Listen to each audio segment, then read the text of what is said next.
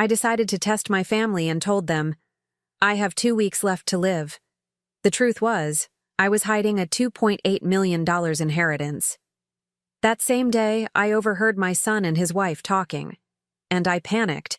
I'm glad to have you here. Follow my story until the end and comment the city you're watching from, so I can see how far my story has reached. I never thought I'd have to test my own family's love, but 2 years after burying my husband Randall, I found myself doing exactly that, sitting in my kitchen on a Tuesday morning, staring at the bank statement that showed $2.8 million, money my son Nolan and daughter-in-law Harlow had no idea existed. I made a decision that would change everything. I have 2 weeks to live. The words felt strange on my tongue as I practiced them in the empty house. Randall's chair across from me seemed to judge my choice, but I pushed the guilt aside. Something was wrong with my family, and I needed to know just how wrong before it was too late. The signs had been building for months.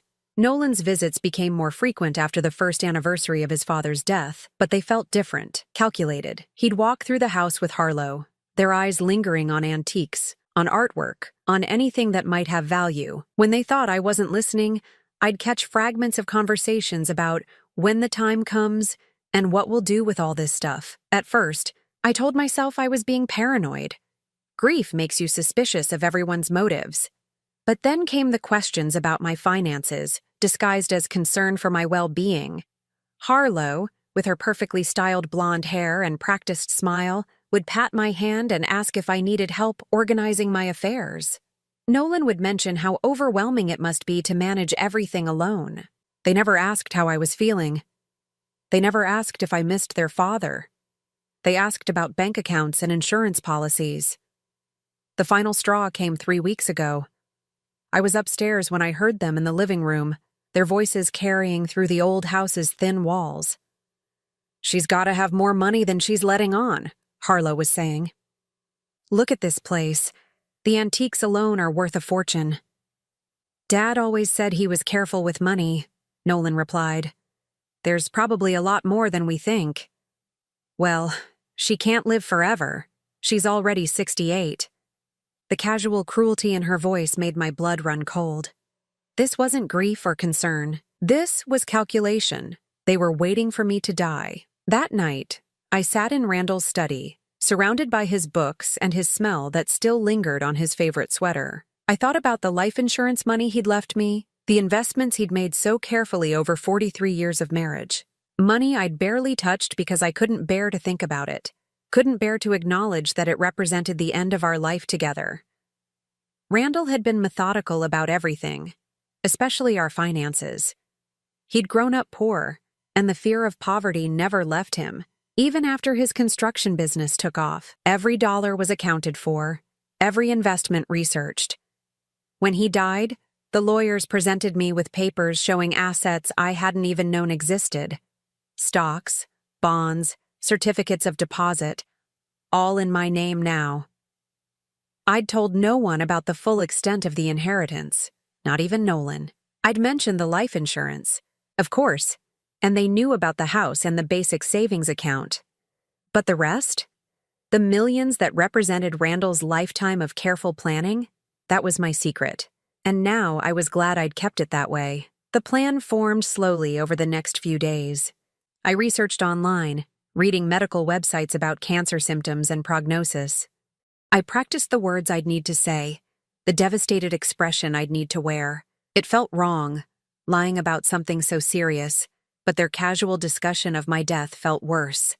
I called Dr. Morrison first, my physician for the last 15 years. I told him I needed to speak with him privately about a family matter. When I explained what I intended to do, he was quiet for a long moment. "Sherry, I can't be part of this deception," he said finally. "If they call me, they won't," I assured him. "I'll tell them I'm seeing a specialist. You just need to not contradict me if they somehow find out." Another long pause. "Why are you doing this?" I told him about the conversations I'd overheard, about the way they looked at my belongings like they were already theirs. He listened without judgment, and when I finished, he sighed. 2 weeks? 2 weeks. Be careful, Sherry. These kinds of lies have a way of becoming real. I called Nolan that afternoon. My hands shook as I dialed his number, and I had to clear my throat twice before speaking. Honey, I need you and Harlow to come over this evening. There's something I need to tell you both. What's wrong, Mom? His voice carried that edge of annoyance it always had when I interrupted his schedule. Just come over, please. It's important. There was silence, then muffled conversation as he spoke to Harlow. We'll be there around 7. I spent the rest of the afternoon preparing. I pulled out the tissue box, placed it strategically on the coffee table. I found an old medical pamphlet about cancer that Dr. Morrison had given me years ago when I'd had a benign lump. I messed up my hair slightly, made my eyes look tired. When they arrived at 7 sharp, I could see the impatience in their faces. Harlow checked her phone twice while taking off her coat, and Nolan barely kissed my cheek before settling into the armchair that used to be his father's. So what's this about, Mom? He asked, glancing at his watch. I took a shaky breath, surprised by how genuinely emotional I felt despite the deception. I got some test results back today. Their expressions changed instantly. Harlow's phone disappeared into her purse. Nolan leaned forward. What kind of test results? I've been feeling tired lately, more than usual, and there were some other symptoms.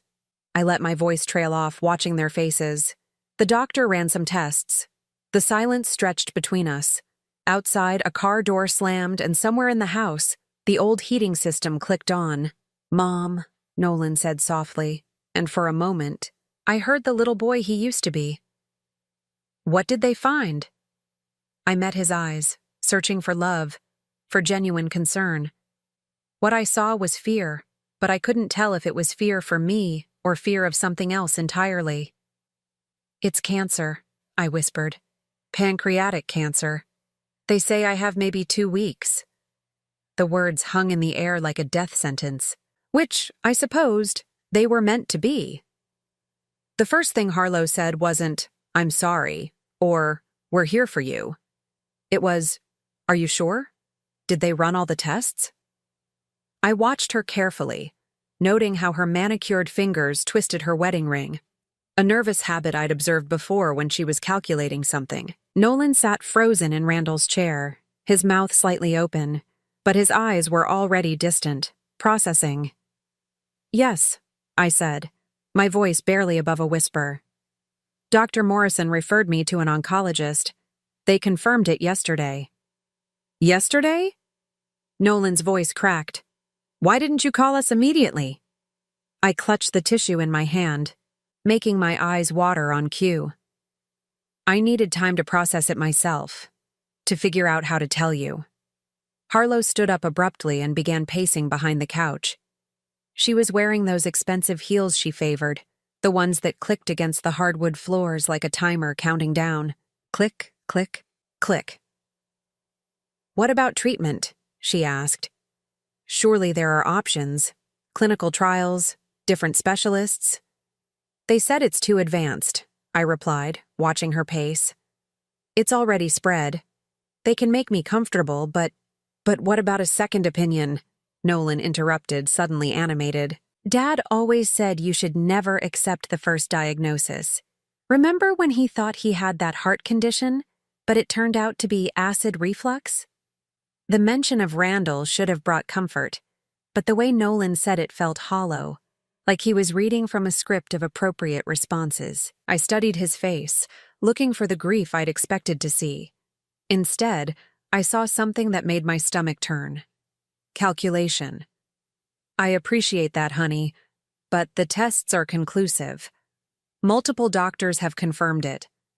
Harlow stopped pacing and perched on the edge of the couch. Well, we need to think practically then.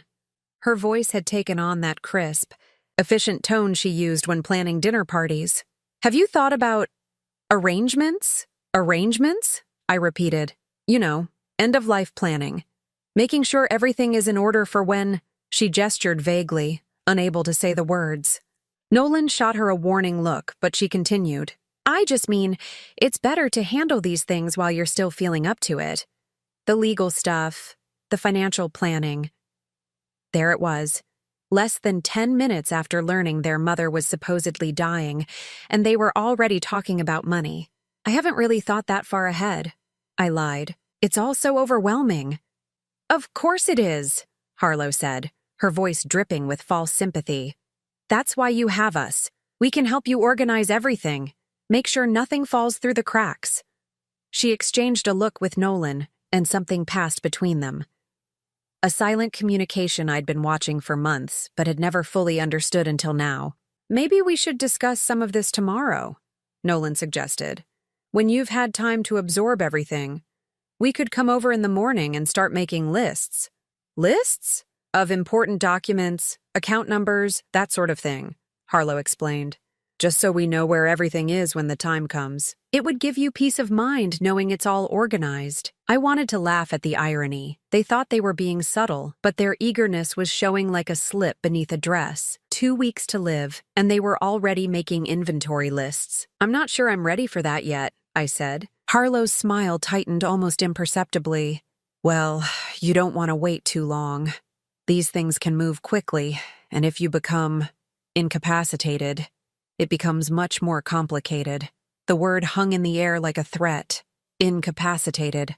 Unable to make decisions. Unable to protect myself from their plans. Harlow's right, Mom, Nolan said, reaching over to pat my hand. His touch felt cold, mechanical. It's just being responsible. Dad would want you to have everything in order. There was that casual invocation of Randall again, using his memory as leverage. It made me angry in a way that surprised me with its intensity.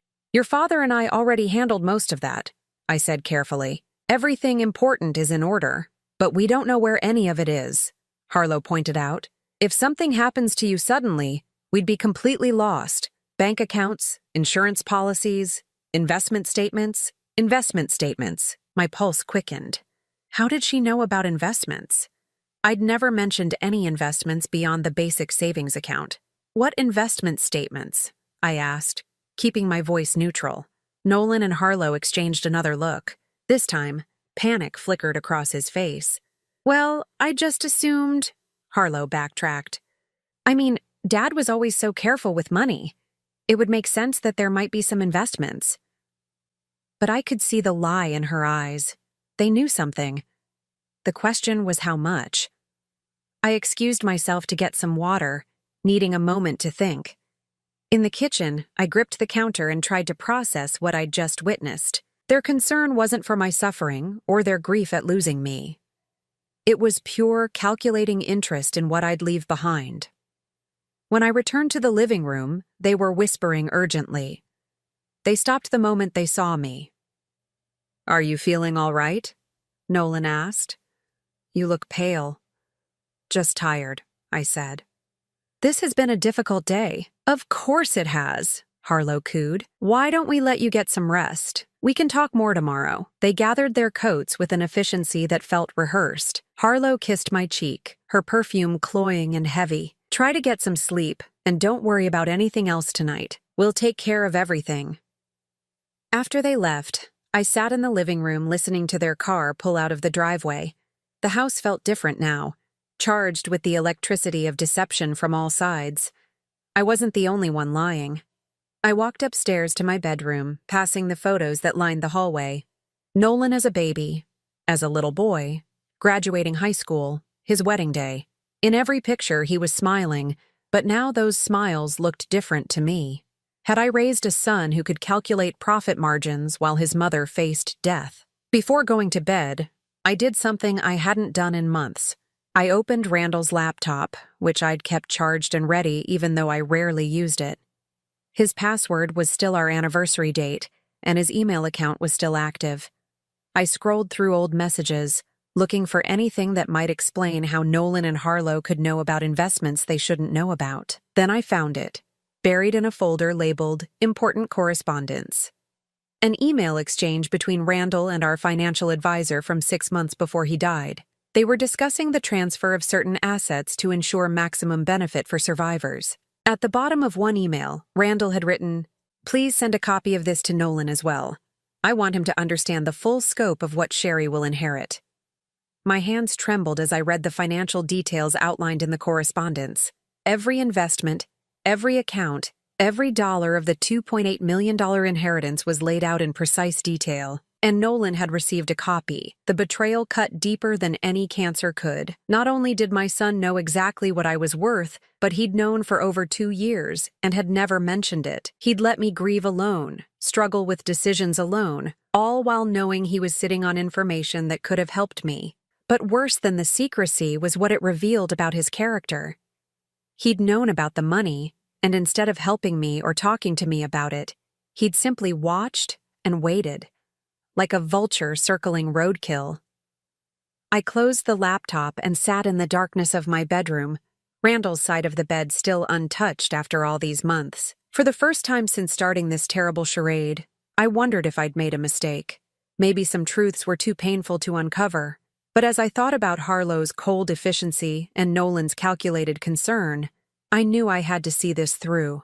If they were capable of this level of deception while I was supposedly dying, what were they capable of when I was actually gone?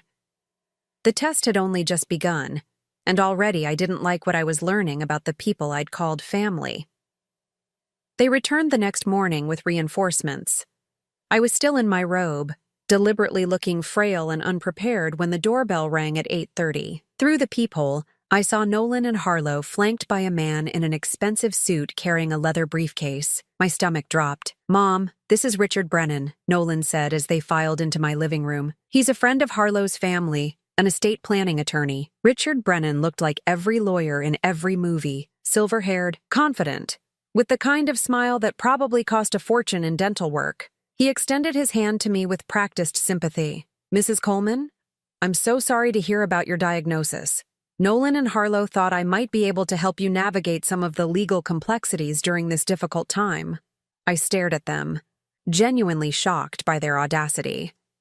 Less than 12 hours after learning I was supposedly dying, they'd assembled a legal team. "I appreciate the concern," I said slowly, "but I'm not sure I'm ready to think about legal matters just yet." "That's exactly why we need to act quickly," Harlow interjected, settling onto my couch like she owned it. "These things become much more complicated if we wait." Richard was kind enough to clear his morning schedule for us. Richard opened his briefcase with the efficiency of a surgeon. "I've taken the liberty of preparing some basic documents based on what Nolan and Harlow have told me about your situation. Nothing binding, of course, just frameworks we can discuss." He spread papers across my coffee table like he was dealing cards. Power of attorney forms, will templates, trust documents. The sight of them made my chest tight with genuine anxiety. "This seems awfully fast," I said. "Mrs. Coleman," Richard said, his voice taking on that patronizing tone lawyers use with elderly clients. "I understand this feels overwhelming, but with terminal diagnoses, especially with such a short timeline, we really can't afford to delay. The last thing you want is for your affairs to be settled by probate court instead of according to your wishes." Nolan leaned forward in his father's chair. "Richard explained that if we don't get these documents in place, the state could tie up your assets for months, even years. Your assets could be frozen," Harlow added. "Think about how that would affect everyone who depends on you. Everyone who depends on you." The phrase was carefully chosen. They were positioning themselves as dependents, as people who had a right to my money. "I didn't realize anyone depended on me financially," I said. Another exchange of glances between my son and daughter-in-law. They were doing that a lot lately, these silent conversations that excluded me entirely. "Well, we've been thinking," Harlow said carefully. "With everything that's happening, maybe it would make sense for us to move in here, to take care of you during your final weeks." "Move in? Temporarily," Nolan added quickly, "just to make sure you're not alone, and to help manage things as your condition progresses." Richard nodded approvingly. "That's very thoughtful, and it would make the transition much smoother when the time comes. Having family members already established in the household simplifies many legal aspects. The transition. They were talking about my death like it was a corporate merger. "I'm not sure that's necessary," I said. "I'm still feeling relatively well. But for how long?" Harlow's voice carried a note of impatience she quickly covered with concern. "The doctors said it could progress quickly. What if you fall? What if you can't get to the phone?" She was painting pictures of helplessness, of dependency. And I realized this wasn't just about money, it was about control. They wanted me isolated, vulnerable, and grateful for their presence. Richard pulled out another set of documents. These are medical power of attorney forms. They would allow Nolan to make healthcare decisions if you become unable to communicate your wishes. What kind of decisions? End-of-life care. Primarily, whether to pursue aggressive treatment, when to consider hospice care, those sorts of things. The implications sent a chill through me. They wanted legal authority over my medical care while I was supposedly dying of a disease I didn't have. I think I'd like to discuss this with my own lawyer first, I said. The temperature in the room seemed to drop several degrees. Richard's smile became strained. Of course, that's your right, he said, though I should mention that many attorneys aren't available on such short notice, and with your timeline, what my colleague means, Harlow interrupted smoothly, is that we're trying to help you avoid unnecessary stress.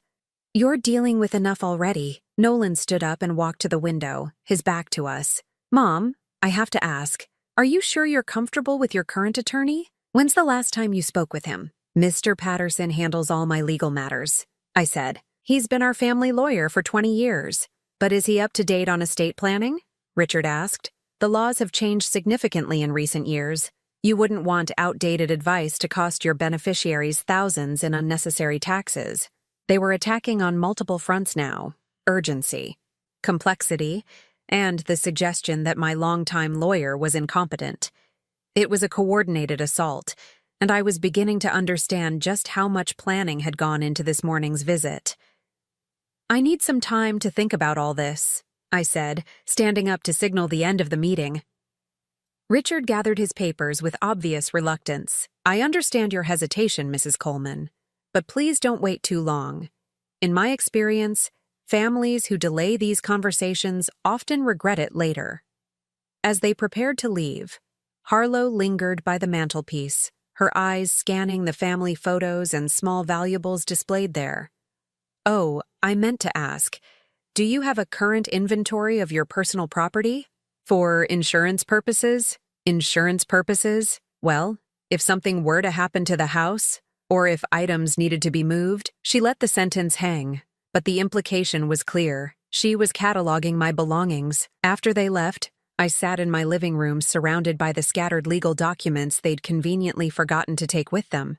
Each page was a window into their plans for my life and death, and none of it was about my comfort or well-being. I called Mr. Patterson immediately. Sherry! His familiar voice was warm with genuine concern. How are you holding up? I need to see you today. It's urgent. Of course, can you tell me what this is about? I hesitated, then decided on a version of the truth. My family is pressuring me to sign legal documents. I need to understand what I'd be agreeing to. What kind of documents? Power of attorney, medical directives, will modifications. There was a long pause. Sherry, has something happened? Are you ill? It's complicated.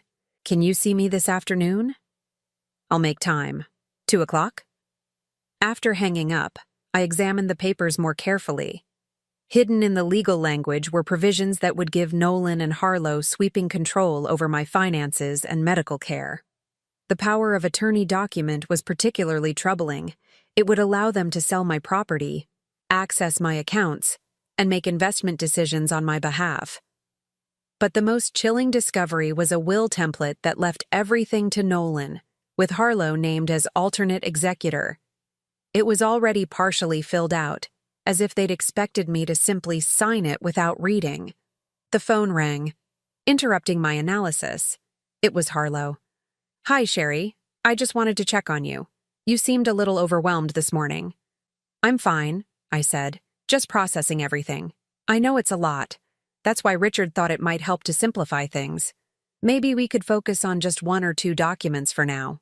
She was trying to break down my resistance piece by piece, making smaller requests seem reasonable.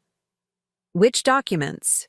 Well, the medical power of attorney seems like the most urgent, just in case something happens quickly. You'd want Nolan to be able to advocate for you with the doctors, wouldn't you? The manipulation was so smooth I almost admired it. She was using my supposed love for my son to trick me into signing away my autonomy. I'll think about it, I said. Of course. Oh, and I had another thought. Since we might be staying here more often to help out, would it be okay if we moved a few things into the guest room?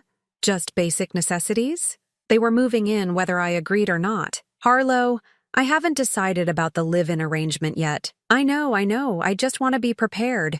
You know how I like to plan ahead. Her laugh was light, casual, but I could hear the steel underneath. After the call, I walked through my house seeing it with new eyes. Every piece of furniture, every photograph, every small treasure Randall and I had collected over 4 decades of marriage. They were already dividing it up in their minds. I thought about the man I'd married, the way he'd worked so hard to build a secure life for our family. He'd trusted Nolan, loved him unconditionally.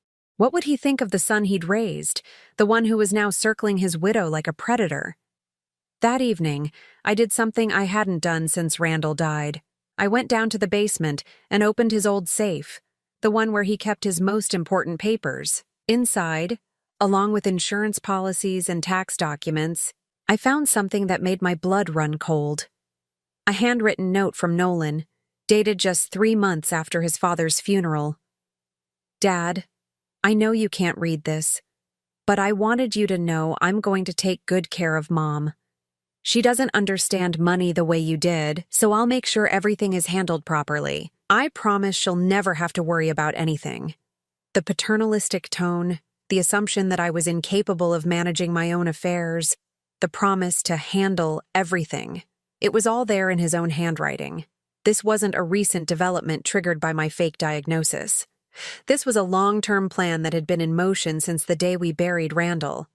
I sat in the basement, holding my dead husband's papers and my son's promises, and I realized that my test had already revealed more than I'd bargained for. The question was no longer whether my family loved me.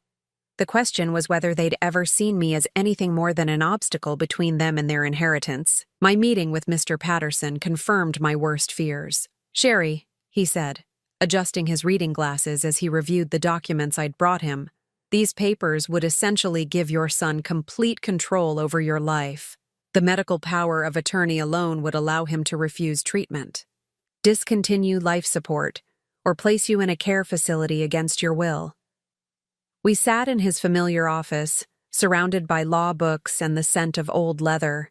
I'd been coming here for 20 years, through home purchases, Randall's business dealings, and estate planning. Mr. Patterson had always been straight with me, never talking down to me the way Richard Brennan had. "But surely there are protections in place," I said. "Safeguards against abuse." He shook his head grimly. "In theory, yes.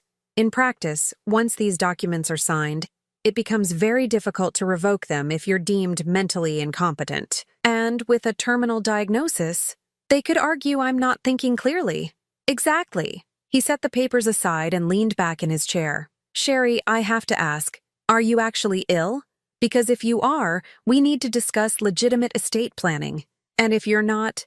I told him everything. The overheard conversations, the sudden interest in my finances, the test I'd devised. He listened without judgment, occasionally taking notes on his yellow legal pad. "Good Lord," he said when I finished. "And you're certain about the inheritance amount? 2.8 million, give or take." Randall was very thorough in his planning. "And they know about it?" I told him about the email I'd found on Randall's computer. Mr. Patterson's expression grew darker. "So they've known for 2 years and never mentioned it. They've been planning this. It looks that way." He was quiet for a long moment, staring out his office window at the parking lot below. Finally, he turned back to me. "Sherry, I think you're in more danger than you realize. If they're willing to manipulate a dying woman, they might be willing to do other things to accelerate their timeline." A chill ran down my spine. "What do you mean?" "I'm not saying they would hurt you directly, but if they believe you're dying anyway, they might be less careful about your medications, your diet, your general care.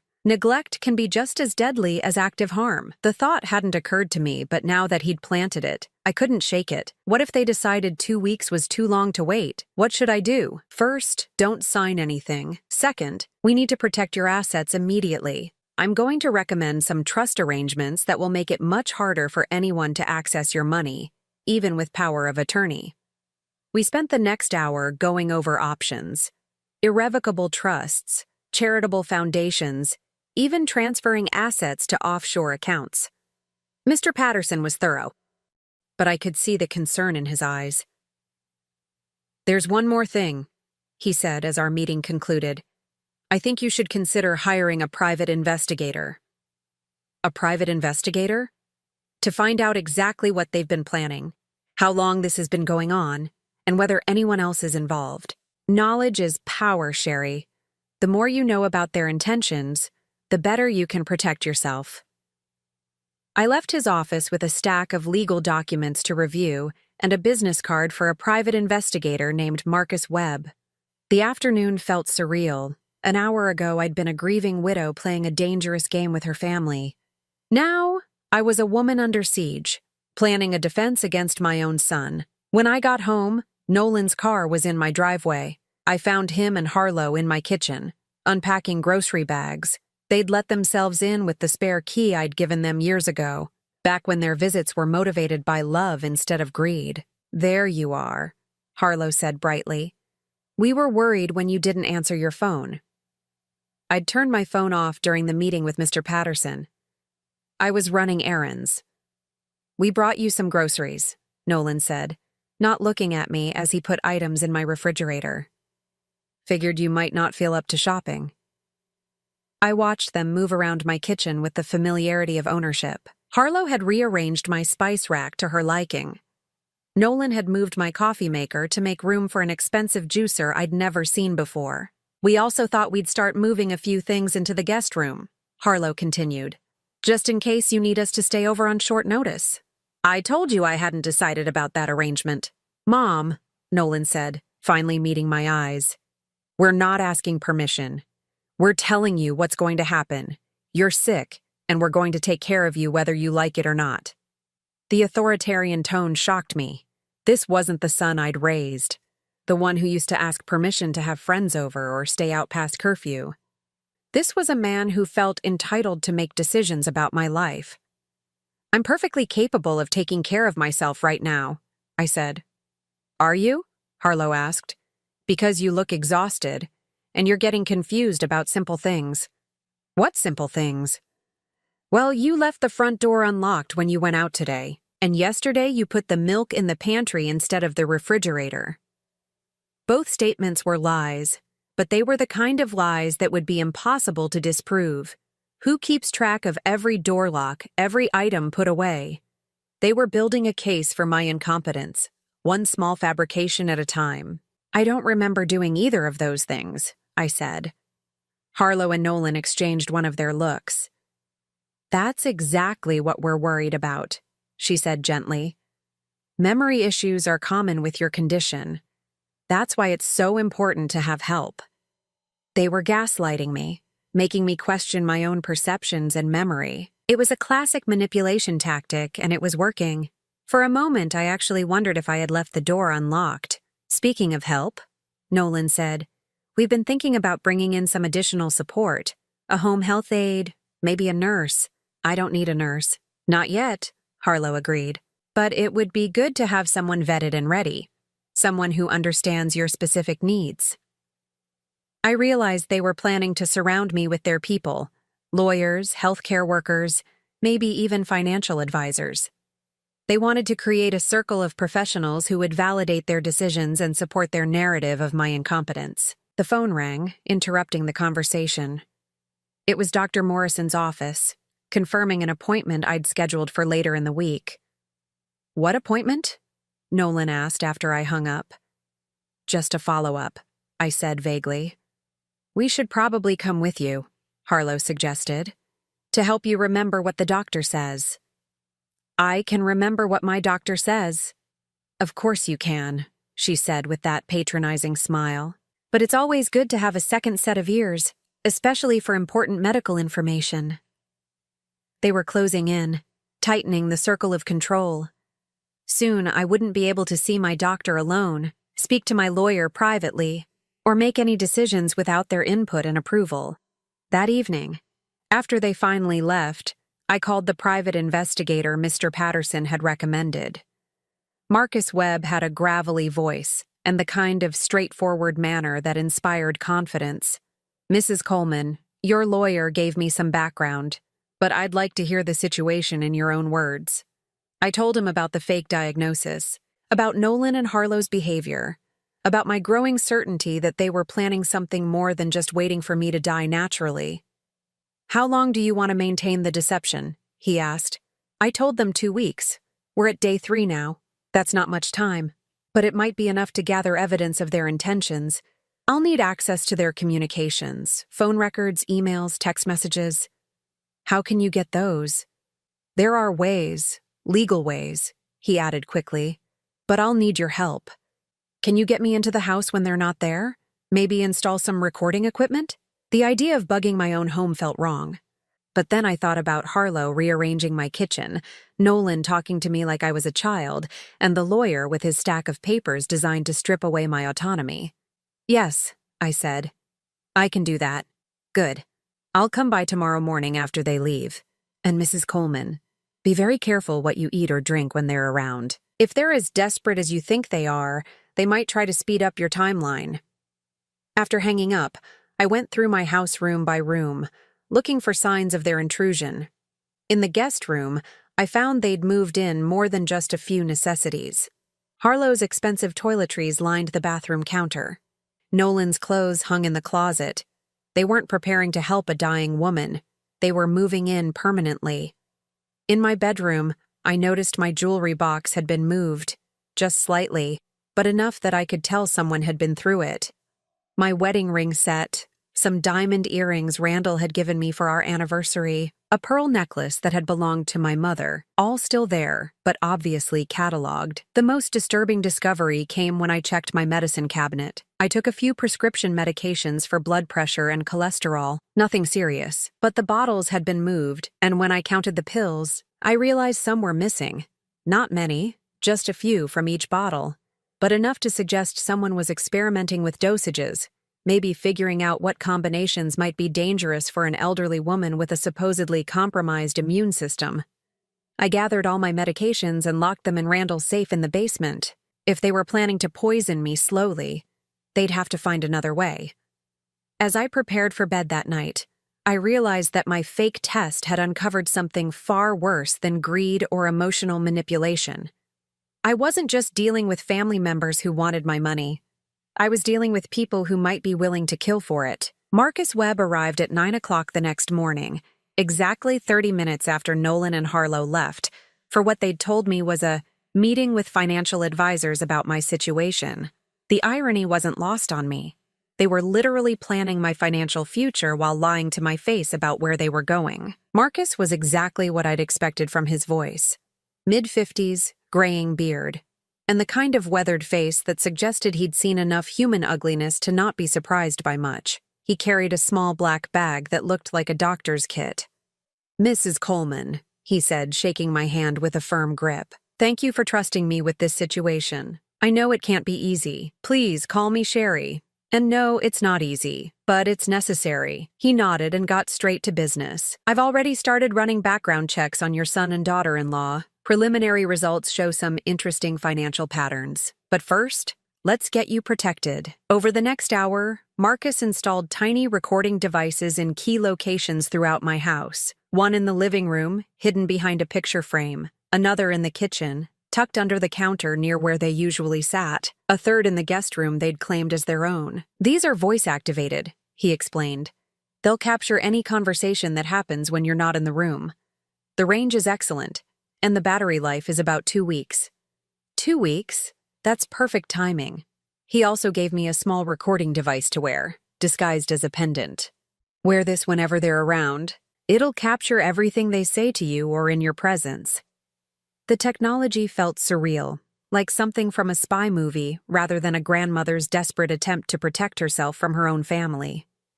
But as Marcus explained how to activate and deactivate the devices, I felt a sense of control returning for the first time in days. "Now," he said, settling into my kitchen chair with a cup of coffee, "let me tell you what I've found so far."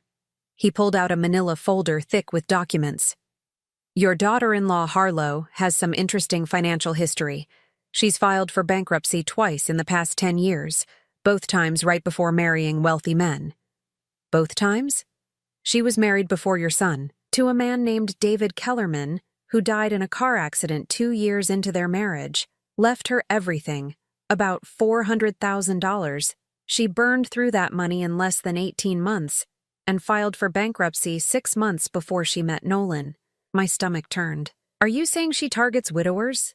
I'm saying she has a pattern. Wealthy older men who are vulnerable, either through recent loss or isolation. She marries them, gains access to their assets, and then, he shrugged, things happen. What kind of things? David Kellerman's accident was ruled exactly that, an accident. But the circumstances were suspicious. He was an experienced driver. The road conditions were good, and there was no mechanical failure. He just drove off a cliff on a route he'd taken hundreds of times before. The coffee in my mouth suddenly tasted bitter. And the insurance? Paid out in full. Double indemnity clause for accidental death. I set my cup down with shaking hands. Are you telling me she killed her first husband? I'm telling you there are questions that were never answered, and now she's married to your son, who stands to inherit a substantial amount of money from his supposedly dying mother. The implication hung in the air between us like smoke. I thought about the missing pills from my medicine cabinet, about Harlow's insistence on preparing my meals, about their eagerness to move into my house and control my medical care. There's more, Marcus continued. Your son has been meeting with a financial advisor, but not about estate planning. He's been exploring high-risk investments and asking about liquidating large amounts of assets quickly. What kind of investments? The kind that lose money fast if you don't know what you're doing, or the kind that can hide money from authorities if you do know what you're doing. He showed me bank records that he'd somehow obtained. Nolan had taken out several large loans in the past year, using his expected inheritance as collateral. He owed money to 3 different lenders, and the interest rates suggested these weren't traditional banks. He's borrowed against money he doesn't have yet, Marcus explained. Money that depends on your death. If you don't die on schedule, he's going to be in serious trouble with some very serious people. The picture was becoming clearer, and it was worse than I'd imagined. This wasn't just about greed or impatience. Nolan was financially desperate, and Harlow had experience making wealthy spouses disappear permanently. What do you recommend? I asked. First, we document everything. Every conversation, every manipulation, every threat. Second, we protect your assets completely. And third, he paused, studying my face. We give them enough rope to hang themselves. What do you mean? We let them think their plan is working. You continue the charade about being sick, but we gather evidence of their intentions. When we have enough proof, we spring the trap. It was risky, but I could see the logic. If I revealed the truth now, they'd just deny everything and disappear. But if we caught them in the act of trying to harm me or steal from me, we'd have enough evidence to put them away. How long do you think we need? A few more days should be enough. But Sherry, I need you to understand. This could get dangerous. If they suspect you're onto them, or if they decide to accelerate their timeline. I understand. He gathered his equipment and papers. I'll be monitoring the recordings remotely. If I hear anything that suggests immediate danger, I'll contact the police immediately. In the meantime, don't eat or drink anything they prepare. Don't take any medications they hand you, and don't be alone with them if you can help it. After Marcus left, I sat in my living room thinking about the woman my son had married. I'd always found Harlow a bit cold, a bit calculating, but I'd attributed that to generational differences. I'd never imagined she might be a predator who specialized in murdering husbands for money. And Nolan? My sweet little boy who used to climb into my lap during thunderstorms, who'd cried when he accidentally stepped on a butterfly. That boy had grown into a man capable of borrowing money against his mother's death. The phone rang, interrupting my dark thoughts. It was Harlow. Hi, Sherry. How are you feeling today? Tired, I said, which wasn't entirely a lie. Very tired. That's to be expected. Listen, Nolan and I have been talking, and we think it might be time to contact hospice care, just to have them evaluate your needs. My blood chilled. Hospice care meant morphine, meant powerful drugs that could easily mask a murder. It meant medical professionals who expected their patients to die and wouldn't question a sudden decline. I'm not ready for that yet, I said. I know it's scary, but they're not there to speed things up. They're there to make you comfortable, and they have protocols in place to make sure you're not in pain when she let the sentence trail off. When I die. Yes? It would give us all peace of mind knowing you're getting the best possible care. The recording device around my neck felt heavy against my chest. I hoped it was capturing the false concern in her voice, the way she was pushing me toward a situation where my death would be expected and unquestioned. "I'll think about it," I said. "Don't think too long. These things can progress quickly, and we want to be prepared." That afternoon, they returned with more supplies for their extended stay. I watched from my bedroom window as they unloaded suitcases, boxes of food, and what looked like medical equipment from their car. When they came inside, Harlow was carrying a pill organizer, one of those weekly dispensers with compartments for each day. "I thought this might help you keep track of your medications," she said, setting it on my kitchen counter. "It's so easy to get confused when you're not feeling well." "I manage my medications just fine." "Of course you do. This is just to make it easier. I can help you fill it each week." She wanted control over my pills. Combined with what Marcus had told me about her first husband's suspicious death, the implication was terrifying. "That's very thoughtful, but I prefer my current system." Nolan appeared in the kitchen doorway. "Mom, we need to talk about being more cooperative. We're trying to help you, and you're fighting us every step of the way." "I'm not fighting anything. I'm just not ready to give up my independence yet." "Your independence?" Harlow laughed, but there was no humor in it. "Honey, you're dying. Independence isn't really an option anymore." The casual cruelty in her voice sent a chill through me. She was already talking about me like I was gone, like my opinions and preferences no longer mattered, because I wouldn't be around much longer to enforce them. That evening, they prepared dinner for me, a gesture that would have seemed loving if I hadn't known what I now knew. I ate the salad but claimed I was too nauseous for the main course, which Harlow had prepared separately in the kitchen while I was out of the room. "You need to eat to keep your strength up," she insisted. "I'm just not hungry." "But you'll waste away to nothing," Nolan said. Dad wouldn't want that. There it was again. The manipulation using Randall's memory. But this time, it made me angry instead of guilty. "Your father would want me to make my own decisions about my own body," I said firmly. They exchanged another one of their looks, and I saw frustration flash across Harlow's face. Their timeline was slipping, and they were getting impatient. After they went to bed in their room, I crept down to the basement and called Marcus from Randall's old workshop. "How are the recordings?" I whispered. "Damning," he said. "I've got them discussing your medication schedule, debating whether to contact your doctor about confusion and memory issues, and planning what they'll do with the house after you're gone. What about evidence of actual harm?" "Not yet, but they're getting bolder. Tomorrow I want you to agree to let Harlow organize your pills. We'll switch them out for placebos beforehand, but if she tries to give you something that could hurt you, we'll have her on tape doing it." It was a dangerous game, but we were running out of time. According to my fake timeline, I only had a few more days to live. And based on the increasing desperation I was seeing in Nolan and Harlow, I suspected they weren't planning to wait for nature to take its course. As I hung up the phone and crept back upstairs, I heard voices coming from the guest room. They were talking in low tones, but the recording device would catch every word. For the first time since this nightmare began, I felt like I was the one in control. They thought they were hunting a helpless old woman, but they were wrong. They were about to discover that this old woman had teeth. The end came sooner than any of us expected. It was day 11 of my supposed 2-week death sentence when Marcus called me at 6 in the morning, his voice tight with urgency. "Sherry, you need to get out of that house right now. Don't pack, don't explain, just leave." I was in the kitchen making coffee, still in my robe. Nolan and Harlow were supposedly still asleep upstairs. "What's wrong?" I intercepted a phone call between Harlow and someone she calls the doctor. "They're planning to give you something today that will cause a heart attack.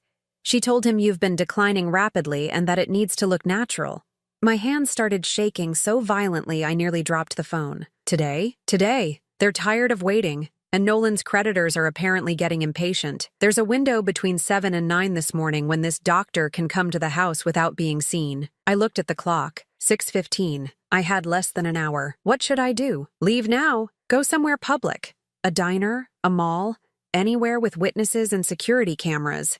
I'm calling the police, but we need you safe first. I hung up and started toward the stairs to get dressed, but I heard footsteps above me. They were awake earlier than usual, which meant the timeline had moved up even further. Instead of going upstairs, I grabbed my purse and car keys from the kitchen counter and headed for the back door. I'd drive away in my nightgown if I had to. But as I reached for the door handle, I heard Harlow's voice behind me. "Going somewhere, Sherry?" I turned around slowly. She was standing at the bottom of the stairs, fully dressed despite the early hour. Her smile was different now, sharper, more predatory. The mask of concern had finally slipped completely. "I just wanted some fresh air," I said. "In your nightgown? With your car keys?" She stepped closer, and I noticed she was holding something in her right hand. A syringe. "I don't think so." My heart pounded so hard I thought it might actually give out without whatever poison she'd prepared. "Harlow, what are you doing?" "What I should have done days ago." She continued advancing, forcing me away from the door.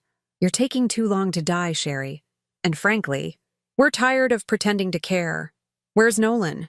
"Getting ready to play the grieving son.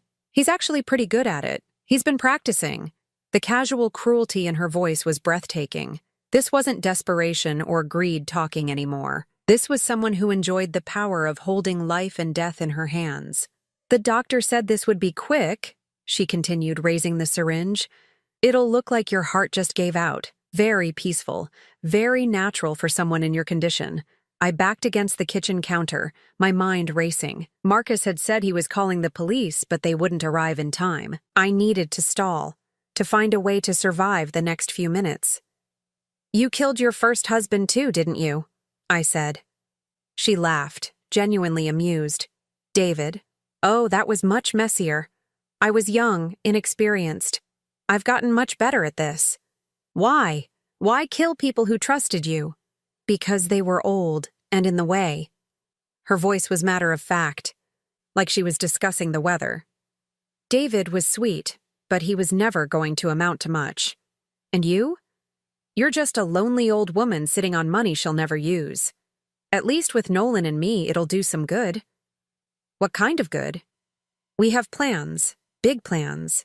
Your little inheritance is going to fund a much larger operation."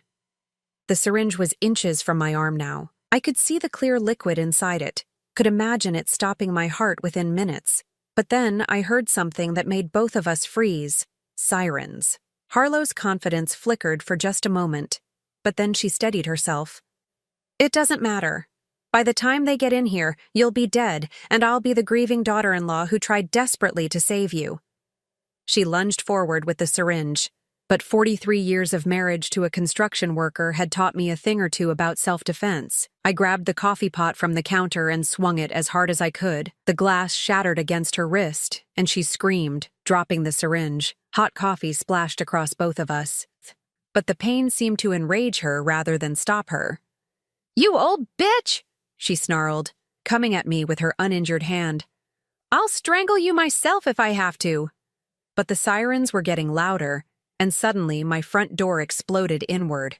Police officers flooded into my kitchen, weapons drawn, shouting commands. "Drop your hands! Get on the ground!" Harlow raised her hands, the fight going out of her as quickly as it had come. Blood dripped from her wrist onto my kitchen floor, mixing with the spilled coffee in a pattern that looked almost artistic. "Where's your son?" one of the officers asked me. "Upstairs," I said, my voice barely a whisper. "He's upstairs getting ready to play the grieving son." They found Nolan in the guest room, dressed in a black suit and practicing his devastated expression in the mirror. He didn't resist when they arrested him, just kept saying, "I don't know what you're talking about," over and over like a broken record. Marcus arrived 20 minutes later, followed by Mr. Patterson and, surprisingly, Dr. Morrison. "Are you hurt?" Dr. Morrison asked, examining the coffee burns on my arms. "I'm fine," I said. "Better than fine, actually. For the first time in 11 days, I'm not dying." The irony made me laugh, a sound that bordered on hysteria. I'd spent nearly 2 weeks pretending to die, and I'd almost been murdered for my trouble. Over the next few hours, as police processed the scene and took my statement, The full scope of Nolan and Harlow's plan became clear. They'd recruited a disgraced doctor who'd lost his license for insurance fraud to help stage my natural death. The syringe contained a combination of drugs that would have induced cardiac arrest while leaving minimal traces in an autopsy. More disturbing was the evidence Marcus had gathered from the recordings. Harlow and Nolan had been planning this for months, waiting for the right opportunity. My fake illness had simply accelerated their timeline. The borrowed money was the catalyst, Marcus explained as we sat in my living room, now decorated with police tape and evidence markers. Nolan owed over $300,000 to some very dangerous people. They were threatening to hurt his family if he didn't pay up soon, so he was willing to kill his mother to save his own skin. It appears that way. I thought about the little boy who used to bring me flowers he'd picked from the neighbor's garden, who'd cried when I was sick with the flu because he was afraid I might die. That child had grown into a man who would inject poison into my veins to solve his financial problems. What happens now? I asked. They'll be charged with conspiracy to commit murder, attempted murder, fraud, and probably a dozen other things, Marcus said. Harlow will likely be investigated for her first husband's death as well. And the money? Mr. Patterson leaned forward in his chair. That's up to you, Sherry. You could still leave it to Nolan if you wanted to. Blood is blood, after all. I thought about that for a long moment. About forgiveness and family loyalty and the bonds that were supposed to hold people together. Then I thought about the syringe, about Harlow's casual cruelty, about Nolan practicing his grief in the mirror. No, I said finally. Blood isn't blood when it's poisoned. 3 months later, I stood in the offices of the Randall Coleman Memorial Foundation, watching volunteers sort donations for local charities. The $2.8 million inheritance had been transformed into something that would help people instead of funding the lifestyle of murderers. I kept enough money to live comfortably, to travel a little, maybe to see some of the places Randall and I had always talked about visiting. But the rest was going to causes he would have supported. Programs for at-risk youth, scholarships for children from poor families, support for small businesses like the one he'd built from nothing. The foundation director, a earnest young woman named Sarah, showed me a letter from a teenager whose college tuition we'd funded. She says she's going to study construction management, Sarah said with a smile. She wants to build houses for families who can't afford them. It was exactly what Randall would have wanted. Our money helping someone build something good instead of being used to destroy lives. I still lived in the same house, but I'd had the locks changed and the guest room converted into a library. Sometimes I missed the illusion of family, missed believing that Nolan loved me, but I didn't miss the fear, the constant vigilance, the weight of wondering when they would finally show their true faces. The trial was set for next month. Nolan had taken a plea deal, but Harlow was fighting the charges. Her lawyer was arguing that she was just a devoted wife trying to help her husband through a difficult time. I would testify, of course. I would tell the jury about the syringe, about her casual admission of murdering her first husband, about the way she'd smiled while planning to inject poison into my veins. But mostly, I would tell them about the test I'd devised and how it had revealed that sometimes the people who are supposed to love you most are the ones most willing to destroy you. And I would tell them how I'd learned that survival sometimes means accepting that family isn't about blood. It's about who genuinely cares whether you live or die. On quiet evenings, I would sit in Randall's chair and think about the choice I'd made to lie about dying. It had cost me the last illusions I had about my son, but it had saved my life. More than that, it had given me back my freedom. I was 70 years old, wealthy, and finally, completely alone. And for the first time in 2 years, that felt like a gift instead of a burden. The test was over. I had my answer, and I was still alive to do something about it. Now I'm curious about you who listened to my story. What would you do if you were in my place? Have you ever been through something similar? Comment below. And meanwhile, I'm leaving on the final screen 2 other stories that are channel favorites, and they will definitely surprise you. Thank you for watching until here.